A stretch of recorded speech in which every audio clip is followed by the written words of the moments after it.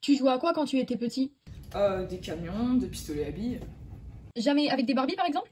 Ah, c'est plus pour les filles. D'où dans cette affirmation? Bonne question, j'ai peut-être quelqu'un à qui je peux demander. Madame Socialisation, on se demandait, pourquoi les garçons jouent-ils plus avec des camions et des voitures et les filles plus avec des poupées? Salut! Avant de répondre à ce sujet, je me dois de définir ce qu'est un processus d'apprentissage qui permet de vivre en société. Je suis présente dès la naissance jusqu'à la mort et je suis transmis par la famille, l'école et les groupes de pairs.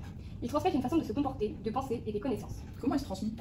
Par l'imitation, la punition, l'injonction ou la sanction, comme tout enfant. Cette socialisation est la cause de notre comportement et de nos actions. Comment ça? Elle nous a permis d'acquérir des comportements en transformant ce qui était inné chez nous. Les enfants sauvages. Et ceux sont écoute. À la fin du XVIIIe siècle, dans une forêt de l'Aveyron, des paysans capturent un enfant sourd et muet, entièrement nu, marchant à quatre pattes et se nourrissant de glands et de racines. Cet enfant sauvage est emmené à Paris à l'Institut des sourds-muets où il devient objet de curiosité pour les visiteurs. Le professeur Pinel, le considérant comme un idiot irrécupérable, veut l'envoyer à l'asile de fous de Bicêtre. Un jeune médecin, Jean Itard, obtient la garde de l'enfant. Dans sa maison, avec l'aide de sa gouvernante, Madame Guérin, Jean Itard, à force de soins et de patience, tente pendant 6 ans d'éveiller l'enfant, Victor, et de développer ses sens et son intelligence. S'il ne réussit jamais à parler, Victor parvient à se tenir debout, marcher, se vêtir, lire, manger, comme un homme, éprouver des sensations humaines et vivre au milieu des autres pendant de longues années. Ce professeur Pinel pensait que Victor était né idiot et incapable d'apprendre.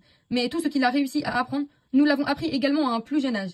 Victor, lui, l'a dû apprendre vers ses 12 ans, car dans la forêt, tout ce que nous avons appris à faire, il n'en avait pas besoin. Qui a besoin de manger avec des couverts lorsqu'on vit avec les animaux? Merci SES. Merci Madame Socialisation. Mais ça ne répond pas à ma question. Ah, Madame Genre, pouvez-vous nous aider à trouver une réponse? Je crois bien que oui. Vous venez de rencontrer Madame Socialisation. Eh bien, sachez que j'ai un impact sur elle. La socialisation est différente en fonction du genre. Mais le genre, c'est quoi? Le sexe est une donnée biologique. Moi, je suis ce qu'on pourrait appeler le sexe social.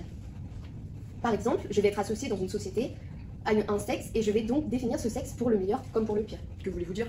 Les jouets, vous parliez des jouets. On va m'associer aux garçons et la société va leur imposer d'être fort, intelligent, loyal, actif à la limite du danger.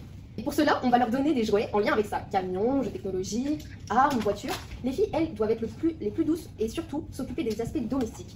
Poupées, bébés, salon, la maison, etc. Tout à fait. Et il n'y a pas qu'avec les jouets que ces valeurs sont transmises. Vous connaissez les contes de fées? Eh bien, dans les contes de fées, les garçons sont des chevaliers loyaux et courageux, des princes forts et actifs. À l'inverse, les filles sont des princesses douces, belles, mais surtout passives et incapables. Les seuls moments où elles sont puissantes ou intelligentes, ce sont des méchantes. Et elles sont battues à la fin par les héros. Pas mal pour s'identifier. Merci SES. Et tout cela ont des répercussions et des conséquences. Je reviendrai là-dessus si vous voulez. Merci Madame Genre, je comprends mieux maintenant. La socialisation, le genre, ce sont des notions intéressantes à approfondir. C'est ce que font les sociologues. Mais bon, au final, peut-être, j'avoue, je préfère les poupées au camion. Ah bah tu vois, c'est qu'une question de point de vue finalement.